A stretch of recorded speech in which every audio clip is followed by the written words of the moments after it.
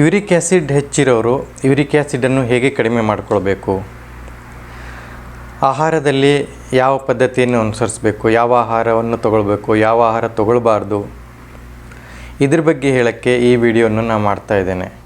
ಕಳೆದ ವಿಡಿಯೋದಲ್ಲಿ uric acid ಬಗ್ಗೆ ಡಿಟೇಲಾಗಿ ನಾನು ಹೇಳಿದ್ದೆ.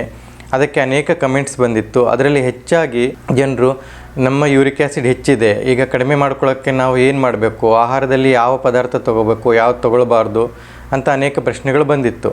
ಸೊ ಹಾಗಾಗಿ ಯೂರಿಕ್ ಆ್ಯಸಿಡ್ ಕಡಿಮೆ ಆಗೋಕ್ಕೆ ಯಾವ ಆಹಾರ ಪದಾರ್ಥಗಳನ್ನು ತೊಗೊಳ್ಬೇಕು, ತೊಗೋಬಾರ್ದು, ಅಂದರೆ ನಾನ್ ವೆಜ್ ಅಲ್ಲಿ ಯಾವ ಆಹಾರವನ್ನು ತೊಗೊಳ್ಬೇಕು, ವೆಜಿಟೇಬಲ್ಸಲ್ಲಿ ಯಾವುದು ತೊಗೊಳ್ಬೇಕು, ಫ್ರೂಟ್ಸಲ್ಲಿ ಯಾವ್ದು ತೊಗೊಳ್ಬೇಕು, ಮೀನು ತಿನ್ಬೋದಾ, ಮೊಟ್ಟೆ ತಿನ್ಬೋದಾ, ಹಾಲು ಮೊಸರನ್ನು ಉಪಯೋಗಿಸ್ಬೋದಾ, ಮಶ್ರೂಮ್ಗಳಂಥ ಪದಾರ್ಥಗಳನ್ನು ಉಪಯೋಗಿಸ್ಬೋದಾ, ಸ್ವೀಟ್ ಪದಾರ್ಥಗಳನ್ನು ತಿನ್ಬೋದಾ, ಬೇಕ್ರಿ ಐಟಮ್ಸ್ ತಿನ್ಬೋದಾ, ಜೇನುತುಪ್ಪ ಉಪಯೋಗಿಸ್ಬೋದಾ, ಈ ಎಲ್ಲ ಪ್ರಶ್ನೆಗಳಿಗೆ ಡಿಟೇಲ್ ಆಗಿ ಈ ವಿಡಿಯೋದಲ್ಲಿ ನಾನು ಉತ್ತರ ಕೊಡಲಿದ್ದೇನೆ. ನಮಸ್ಕಾರ, ನಾನು ಡಾಕ್ಟರ್ ಓಂ ಪ್ರಕಾಶ್. ಎಲ್ರಿಗೂ ಈ ಚಾನಲ್ಗೆ ಸ್ವಾಗತ.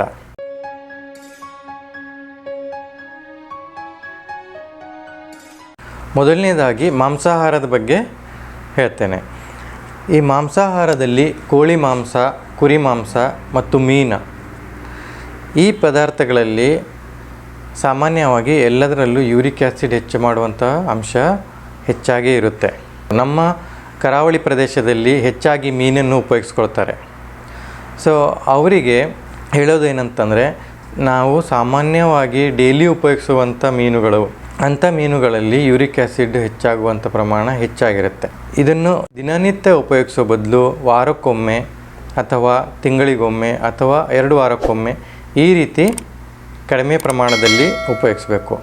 ಹಾಗಂತೇಳಿ ಎಲ್ಲ ಮೀನುಗಳಿಂದಲೂ ಯೂರಿಕ್ ಆ್ಯಸಿಡ್ ಹೆಚ್ಚಾಗುತ್ತೆ ಅನ್ನೋದಲ್ಲ. ಕೆಲವು ಮೀನುಗಳು, ಉದಾಹರಣೆಗೆ ಸಾಲ್ಮನ್ ಮೀನು, ಆಯಿಲಿ ಫಿಶ್, ಇದರಲ್ಲಿ ಒಮೆಗಾ 3 ಅಂಶ ಇರುತ್ತೆ ಮತ್ತು ಕೆಲವು ವಿಟಮಿನ್ಸ್ ಇರುತ್ತೆ. ಸೊ ಇದರಿಂದ ಕೊಲೆಸ್ಟ್ರಾಲ್ ಪ್ರಮಾಣ ಕಡಿಮೆ ಆಗುತ್ತೆ ಮತ್ತು ಹಾರ್ಟ್ ಡಿಸೀಸ್ ಇದ್ದವ್ರಿಗೆ ಇದರಿಂದ ಒಳ್ಳೆಯ ಉಪಯೋಗ ಇದೆ. ಅಷ್ಟೇ ಅಲ್ಲದೆ ಇದರಿಂದ ಯೂರಿಕ್ ಆ್ಯಸಿಡ್ನ ಪ್ರಮಾಣ ಅಷ್ಟು ಹೆಚ್ಚಾಗೋದಿಲ್ಲ. ಸೊ ಮೀನು ಪ್ರಿಯರು ಈ ಸಾಲ್ಮನ್ ಮೀನನ್ನು ಉಪಯೋಗಿಸ್ಬೋದು. ಸಾಲ್ಮನ್ ಮೀನನ್ನು ಆಗಾಗ ಉಪಯೋಗಿಸೋದು ಮತ್ತು ನಾರ್ಮಲ್ ಡೈಲಿ ಉಪಯೋಗಿಸುವಂಥ ಮೀನುಗಳನ್ನು ವಾರಕ್ಕೊಮ್ಮೆ ಅಥವಾ 2 ವಾರಕ್ಕೊಮ್ಮೆ ಉಪಯೋಗಿಸೋದ್ರಿಂದ ಯೂರಿಕ್ ಆ್ಯಸಿಡ್ ಪ್ರಮಾಣ ಕಡಿಮೆ ಮಾಡ್ಕೊಳ್ಬೋದು. ಮತ್ತೊಂದು, ಈ ಕಪ್ಪೆ ಚಿಪ್ಪು ಮತ್ತು ಒಣಮೀನು, ನಮ್ಮ ಕರಾವಳಿ ಪ್ರದೇಶದಲ್ಲಿ ಈ ಪದಾರ್ಥಗಳನ್ನು ಹೆಚ್ಚಾಗಿ ಉಪಯೋಗಿಸ್ಕೊಳ್ತಾರೆ. ಈ ಕಪ್ಪೆ ಚಿಪ್ಪು ಮತ್ತು ಒಣಮೀನದಲ್ಲಿ ತುಂಬ ಹೆಚ್ಚು ಯೂರಿಕ್ ಆ್ಯಸಿಡ್ನ ಅಂಶ ಇರುತ್ತೆ. ಸೊ ಹಾಗಾಗಿ ಈಗಾಗಲೇ ಯೂರಿಕ್ ಆ್ಯಸಿಡಿಂದ ಬಳಲ್ತಾ ಇರೋರು ಈ ಕಪ್ಪೆ ಚಿಪ್ಪು ಮತ್ತು ಒಣಮೀನವನ್ನು ಸಂಪೂರ್ಣವಾಗಿ ನಿಲ್ಲಿಸಬೇಕಾಗತ್ತೆ. ಈಗ ಕೋಳಿ ಮಾಂಸ ಮತ್ತು ಕುರಿ ಮಾಂಸದಲ್ಲಿ ಲಿವರ್ ಮತ್ತು ಕಿಡ್ನಿ ಸಪ್ರೇಟಾಗಿ ತಿನ್ನುವವರು ಇದರಲ್ಲಿ ಹೆಚ್ಚು ಯೂರಿಕ್ ಆ್ಯಸಿಡ್ ಉಂಟು ಮಾಡುವಂಥ ಅಂಶ ಇರೋದರಿಂದ ಅವರು ಲಿವರ್ ಮತ್ತು ಕಿಡ್ನಿ ಅಂಥ ಅಂಶಗಳನ್ನು ಸಂಪೂರ್ಣವಾಗಿ ತಿನ್ನೋದನ್ನು ನಿಲ್ಲಿಸಬೇಕಾಗತ್ತೆ. ಮತ್ತು ಕೋಳಿ ಮಾಂಸ ಆಗಲಿ ಕುರಿ ಮಾಂಸ ಆಗಲಿ ಅದನ್ನು ಕಡಿಮೆ ಪ್ರಮಾಣದಲ್ಲಿ, ಅಂದರೆ ಡೈಲಿ ತಿನ್ನೋರಾಗಿದ್ದರೆ ವಾರಕ್ಕೊಮ್ಮೆ, 2 ವಾರಕ್ಕೊಮ್ಮೆ ಅಥವಾ ತಿಂಗಳಿಗೊಮ್ಮೆ ಈ ರೀತಿ ಕಡಿಮೆ ಪ್ರಮಾಣದಲ್ಲಿ ತಿನ್ನೋದರಿಂದ ಯೂರಿಕ್ ಆ್ಯಸಿಡ್ ಕಡಿಮೆ ಮಾಡ್ಕೊಳ್ಬೋದು. ಅಷ್ಟೇ ಅಲ್ಲದೆ ಈ ಮಾಂಸಾಹಾರದಿಂದ ಯೂರಿಕ್ ಆ್ಯಸಿಡ್ ಮಾತ್ರ ಅಲ್ಲ, ಕಿಡ್ನಿ ಸ್ಟೋನ್ ಅಂತಂದರೆ ಈ ಕ್ಯಾಲ್ಸಿಯಂ ಆಕ್ಸಲೇಟ್ ಕಿಡ್ನಿ ಸ್ಟೋನ್ ಕೂಡ ಹೆಚ್ಚಾಗುವಂಥ ಸಾಧ್ಯತೆ ಇದೆ. ಅಷ್ಟೇ ಅಲ್ಲ, ಹೆಚ್ಚಿನ ಪ್ರಮಾಣದಲ್ಲಿ ನಾನ್ ವೆಜ್ಜನ್ನು ಉಪಯೋಗಿಸೋದ್ರಿಂದ ಕೊಲೆಸ್ಟ್ರಾಲ್ ಹೆಚ್ಚಾಗಿ ಹಾರ್ಟ್ ಡಿಸೀಸ್ಗಳು ಬರುವಂಥ ಸಾಧ್ಯತೆ ಕೂಡ ಇರುತ್ತೆ. ಈಗ ವೆಜಿಟೇಬಲ್ಸ್ಗಳಲ್ಲಿ ಯಾವ ಪದಾರ್ಥಗಳನ್ನು ತಗೊಳ್ಬೇಕು ಅನ್ನೋದು. ನಿಜವಾಗ್ಲೂ ವೆಜಿಟೇಬಲ್ಸಲ್ಲಿ 90% ಎಲ್ಲ ವೆಜಿಟೇಬಲ್ಸನ್ನು ಯೂರಿಕ್ ಆ್ಯಸಿಡ್ ಹೆಚ್ಚಿಗೆ ಇರೋರು ಉಪಯೋಗಿಸ್ಬೋದು. ಯಾಕೆಂತಂದರೆ ವೆಜಿಟೇಬಲ್ಸಿಂದ ಯೂರಿಕ್ ಆ್ಯಸಿಡ್ ಹೆಚ್ಚಾಗೋದಿಲ್ಲ. ಟೊಮೆಟೊ ಆಗಲಿ, ಪಾಲಕ್ನಂಥ ಹಸಿರು ತರಕಾರಿಗಳಾಗಲಿ, ನಿಂಬೆ ಆಗಲಿ, ಯಾವುದನ್ನು ಬೇಕಾದರೂ ಯೂರಿಕ್ ಆ್ಯಸಿಡ್ ಹೆಚ್ಚಿರೋರು ಉಪಯೋಗಿಸ್ಬೋದು. ಯಾಕೆ ಅಂತಂದರೆ ಇದರಿಂದ ಅನೇಕ ಹೆಲ್ತ್ ಬೆನಿಫಿಟ್ಸ್ ಇದೆ. ಹೃದಯ ರೋಗಗಳು ಕಡಿಮೆ ಆಗುತ್ತೆ, ಹೊಟ್ಟೆಯ ಅನೇಕ ರೋಗಗಳು ಇದರಿಂದ ಕಡಿಮೆ ಆಗುತ್ತೆ, ಕೊಲೆಸ್ಟ್ರಾಲ್ ಪ್ರಮಾಣ ಕಡಿಮೆ ಆಗುತ್ತೆ. ವೆಜಿಟೇಬಲ್ಸನ್ನು ಮಾತ್ರ ಹೆಚ್ಚಾಗಿ ತಿನ್ನೋದ್ರಿಂದ ತೂಕ ಹೆಚ್ಚಿರೋರು ತೂಕ ಕಡಿಮೆ ಮಾಡ್ಕೊಳ್ಬೋದು. ಹಾಗಾಗಿ ವೆಜಿಟೇಬಲ್ಸನ್ನು ಎಷ್ಟು ಪ್ರಮಾಣದಲ್ಲಿ ಬೇಕಾದರೂ ಉಪಯೋಗಿಸ್ಬೋದು, ಹೆಚ್ಚಾಗಿ ಉಪಯೋಗಿಸ್ಬೋದು. ಫ್ರೂಟ್ಸ್ಗಳಲ್ಲೂ ಅಷ್ಟೇ, ಫ್ರೂಟ್ಸ್ಗಳಲ್ಲಿ ಯಾವ ಹಣ್ಣು ತರಕಾರಿಗಳನ್ನು ಬೇಕಾದರೂ ಉಪಯೋಗಿಸ್ಬೋದು. ಇದರಿಂದ ಯೂರಿಕ್ ಆ್ಯಸಿಡ್ ಹೆಚ್ಚಾಗೋದಿಲ್ಲ. ಸುಮಾರು ನ್ಯೂಟ್ರಿಷನ್ಸು, ವಿಟಮಿನ್ಸ್ ಎಲ್ಲ ಸಿಗುತ್ತೆ, ನೀರಿನ ಅಂಶ ಹೆಚ್ಚಾಗಿರುತ್ತೆ. ಇದರಿಂದ ಕಿಡ್ನಿ ಸ್ಟೋನ್ ಆಗುವಂಥ ಪ್ರಮಾಣ ಕಡಿಮೆ ಆಗುತ್ತೆ. ಸೊ ತರಕಾರಿಗಳು ಮತ್ತು ಹಣ್ಣುಗಳನ್ನು ಧಾರಾಳವಾಗಿ ಯೂರಿಕ್ ಆ್ಯಸಿಡ್ ಇರೋರು ಉಪಯೋಗಿಸ್ಬೋದು. ಆದರೆ ಈ ಬ್ರೋಕೋಲಿ ಅಂತಂದರೆ ಇದು ಕಾಲಿಫ್ಲವರ್ ಇದೆಯಲ್ಲ, ಅದರ ಒಂದು ಹಸಿರು ಬಣ್ಣದ ಒಂದು ಕಾಲಿಫ್ಲವರ್ ಇರುತ್ತೆ. ಅದನ್ನು ಹೆಚ್ಚಾಗಿ ಫಾಸ್ಟ್ ಫುಡ್ಗಳಲ್ಲಿ ಉಪಯೋಗಿಸ್ತಾರೆ. ಉದಾಹರಣೆಗೆ ಪಾಸ್ತಾ, ಬರ್ಗರ್ ಮತ್ತು ಸ್ಯಾಂಡ್ವಿಚ್ಗಳಲ್ಲಿ ಇದನ್ನು ಹೆಚ್ಚಾಗಿ ಉಪಯೋಗಿಸ್ತಾರೆ. ನಾರ್ಮಲ್ ಆಗಿ ಮನೆಯ ಅಡುಗೆಗಳಲ್ಲಿ ಇದನ್ನು ಉಪಯೋಗಿಸೋದಿಲ್ಲ. ಇದರಿಂದ ಯೂರಿಕ್ ಆ್ಯಸಿಡ್ ಹೆಚ್ಚಾಗುತ್ತೆ. ಹಾಗಾಗಿ ಈ ಫಾಸ್ಟ್ ಫುಡ್ಗಳನ್ನು ತಗೊಳ್ಳೋರು ಬ್ರೋಕೋಲಿಯನ್ನು ಆದಷ್ಟು ಅವಾಯ್ಡ್ ಮಾಡಬೇಕಾಗತ್ತೆ. ಹಾಗಾದರೆ ಮೊಟ್ಟೆ, ಹಾಲು ಮತ್ತು ಮೊಸರು ಈ ಪದಾರ್ಥಗಳನ್ನು ಉಪಯೋಗಿಸೋದ್ರಿಂದ ಯೂರಿಕ್ ಆ್ಯಸಿಡ್ ಹೆಚ್ಚಾಗುತ್ತಾ? ಇಲ್ಲ. ಮೊಟ್ಟೆ ಆಗಲಿ, ಹಾಲಾಗಲಿ, ಮೊಸರಾಗಲಿ ಈ ಯಾವುದೇ ಪದಾರ್ಥದಿಂದ ಯೂರಿಕ್ ಆ್ಯಸಿಡ್ ಹೆಚ್ಚಾಗೋದಿಲ್ಲ. ಅಷ್ಟೇ ಅಲ್ಲದೆ ಇದರಿಂದ ಅನೇಕ ಹೆಲ್ತ್ ಬೆನಿಫಿಟ್ಸ್ ಇದೆ. ಇದರಿಂದ ವಿಟಮಿನ್ ಸಿಗುತ್ತೆ, ಕ್ಯಾಲ್ಸಿಯಂ ಮತ್ತು ಮಿನರಲ್ಸ್ ಸಿಗುತ್ತೆ.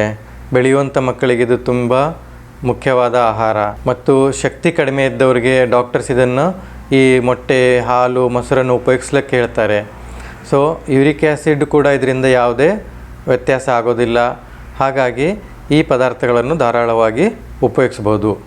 ಈಗ ಈ ಯೂರಿಕ್ ಆ್ಯಸಿಡ್ ಇರೋರು ಸ್ವೀಟ್ ಪದಾರ್ಥಗಳನ್ನು ತಿನ್ಬೋದಾ?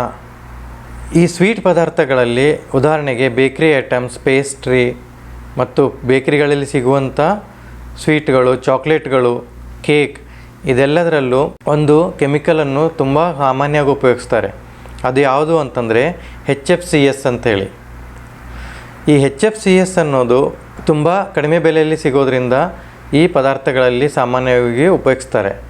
ಇದು ಏನು ಮಾಡುತ್ತೆ ಅಂತಂದರೆ ನಮ್ಮ ಶರೀರದಲ್ಲಿ ಹೋದಾಗ ಈ ಯೂರಿಕ್ ಆ್ಯಸಿಡ್ ಬ್ಯಾಲೆನ್ಸ್ ಮಾಡುವಂಥ ಏನು ಮೆಕ್ಯಾನಿಸಮ್ ಇದೆ, ಈ ಕೆಮಿಕಲ್ ಡೈರೆಕ್ಟ್ ಅದರ ಮೇಲೇ ಪರಿಣಾಮ ಬೀರುತ್ತೆ. ಹಾಗಾಗಿ ಇದರಿಂದ ನಮ್ಮ ಶರೀರ ಕಂಟ್ರೋಲ್ ಇಲ್ಲದೇ ಯೂರಿಕ್ ಆ್ಯಸಿಡ್ ತಯಾರಿಸೋಕ್ಕೆ ಶುರು ಮಾಡುತ್ತೆ. ಅಷ್ಟೇ ಅಲ್ಲದೆ ಈ HFCS ಅನ್ನೋದು ಯೂರಿಕ್ ಆ್ಯಸಿಡ್ ಮೇಲೆ ಮಾತ್ರ ಅಲ್ಲ, ಇದರಿಂದ ವೇಟ್ ಹೆಚ್ಚಾಗೋದು, BP ಹೆಚ್ಚಾಗೋದು, ಕೊಲೆಸ್ಟ್ರಾಲ್ ಹೆಚ್ಚಾಗೋದು ಮತ್ತು ಹಾರ್ಟ್ ಡಿಸೀಸು ಇದು ಎಲ್ಲ ಹೆಚ್ಚಾಗುವಂತೆ ಮಾಡುತ್ತೆ ಈ ಪದಾರ್ಥ. ಹಾಗಾಗಿ HFCS ಇರುವಂಥ ಯಾವುದೇ ಸ್ವೀಟ್ ಐಟಮ್ಸನ್ನು ತಗೊಳ್ಬಾರ್ದು. ಅಂದರೆ ಸಾಮಾನ್ಯವಾಗಿ ಯಾವುದೇ ಸ್ವೀಟ್ ಐಟಮ್ಸನ್ನು, ಚಾಕ್ಲೇಟ್ ಆಗಲಿ, ಪೇಸ್ಟ್ರಿ ಆಗಲಿ ಇಂಥ ಪದಾರ್ಥಗಳನ್ನು ಉಪಯೋಗಿಸಬಾರ್ದು. ಈಗ ಜೇನುತುಪ್ಪ, ಶುದ್ಧ ಜೇನುತುಪ್ಪ ತಿನ್ನೋದ್ರಿಂದ ಯೂರಿಕ್ ಆ್ಯಸಿಡ್ ಹೆಚ್ಚಾಗೋದಿಲ್ಲ. ಆದರೆ ಈ HFCS ಅಂತ ಏನಿದೆ, ಹೈ ಫ್ರುಕ್ಟೋಸ್ ಕಾರ್ನ್ ಸೂಪ್ ಅಂತ ಹೇಳಿ ಕರೀತಾರೆ. ಇದು ನೋಡೋಕ್ಕೆ ಜೇನುತುಪ್ಪದ ಥರನೇ ಇರುತ್ತೆ. ಇದು ಜೇನುತುಪ್ಪದಲ್ಲಿ ಸೇರಿಸ್ಬಿಟ್ರೆ ಕಲಬೆರಕೆ ಆಗಿದೆ ಅನ್ನೋದನ್ನು ಕಂಡುಹಿಡಿಯೋದು ತುಂಬ ಕಷ್ಟ. ಸೊ ಹಾಗಾಗಿ ಕಲಬೆರಕೆ ಆಗಿರುವಂಥ ಕಡಿಮೆ ಬೆಲೆಯ ಜೇನುತುಪ್ಪ ಆದಷ್ಟು ಉಪಯೋಗಿಸಬಾರ್ದು. ಶುದ್ಧ ಜೇನುತುಪ್ಪ ಅನ್ನೋದು ಭರವಸೆ ಇದ್ದರೆ ಮಾತ್ರ ಜೇನುತುಪ್ಪವನ್ನು ಉಪಯೋಗಿಸಬೇಕು. ಕೊನೆಯದಾಗಿ ಯೂರಿಕ್ ಆ್ಯಸಿಡ್ ಇರೋರು ಹೆಚ್ಚು ನೀರನ್ನು ಕುಡಿಬೇಕು. ಯೂರಿಕ್ ಆ್ಯಸಿಡ್ಗೆ ಮಾತ್ರ ಅಲ್ಲ, ಕಿಡ್ನಿ ಸ್ಟೋನ್ ಇರೋರು ಕೂಡ ಹೆಚ್ಚು ನೀರನ್ನು ಕುಡಿಬೇಕು. ಹಾಗಾದರೆ ಎಷ್ಟು ಪ್ರಮಾಣದ ನೀರನ್ನು ಕುಡಿಬೇಕು? ಪ್ರತಿಯೊಬ್ಬರ ನೀರಿನ ಅವಶ್ಯಕತೆ ಬೇರೆ ಬೇರೆ ಆಗಿರುತ್ತೆ. ಮನೆಯೊಳಗೆ ಇದ್ಕೊಂಡು ತಂಪು ಪ್ರದೇಶದಲ್ಲಿ ಕೆಲಸ ಮಾಡೋರಿಗೆ ನೀರಿನ ಪ್ರಮಾಣ ಕಡಿಮೆ ಬೇಕಾಗುತ್ತೆ. ಹೊರಗಡೆ ಓಡಾಡಿ ಕೆಲಸ ಮಾಡೋರು, ಹೆಚ್ಚು ಬೆವರು ಬರುತ್ತೆ ಅಂಥವ್ರಿಗೆ ಹೆಚ್ಚಿನ ಪ್ರಮಾಣದ ನೀರಿನ ಅಂಶ ಬೇಕಾಗುತ್ತೆ. ಅದಕ್ಕೆ ಮೆಜರ್ಮೆಂಟ್ ಏನು ಅಂತಂದರೆ, ಟೋಟಲ್ ಒಂದು ದಿನದಲ್ಲಿ ಕಡಿಮೆ ಅಂತಂದರೆ 2 ಲೀಟ್ರಷ್ಟು ಮೂತ್ರ ವಿಸರ್ಜನೆ ಆಗಬೇಕು. 6 ರಿಂದ 8 ಬಾರಿ ಮೂತ್ರ ವಿಸರ್ಜನೆ ನಮ್ಮಿಂದ ಆಗಬೇಕು. ಅಷ್ಟು ಪ್ರಮಾಣದಲ್ಲಿ ನಾವು ನೀರು ಕುಡಿಬೇಕು.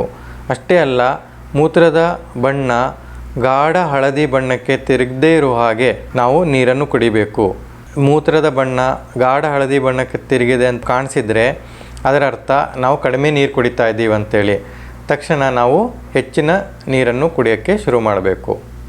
ಈ ವಿಡಿಯೋದಲ್ಲಿ ಯೂರಿಕ್ ಆ್ಯಸಿಡ್ ಕಡಿಮೆ ಮಾಡೋಕ್ಕೆ ಯಾವ ಆಹಾರ ತಗೊಳ್ಬೇಕು, ಯಾವ ರೀತಿ ಕಂಟ್ರೋಲ್ ಮಾಡಬೇಕು ಅನ್ನೋದನ್ನು ಆದಷ್ಟು ಪಾಯಿಂಟ್ಸನ್ನು ನಾನು ಕವರ್ ಮಾಡಿದ್ದೇನೆ ಅಂದ್ಕೊಳ್ತೇನೆ. ಈ ವಿಡಿಯೋ ಇಷ್ಟವಾದರೆ ಲೈಕ್ ಬಟನ್ ಒತ್ತಿ, ಶೇರ್ ಮಾಡಿ, ಚಾನೆಲ್ಗೆ ಸಬ್ಸ್ಕ್ರೈಬ್ ಮಾಡಿ. ಧನ್ಯವಾದ.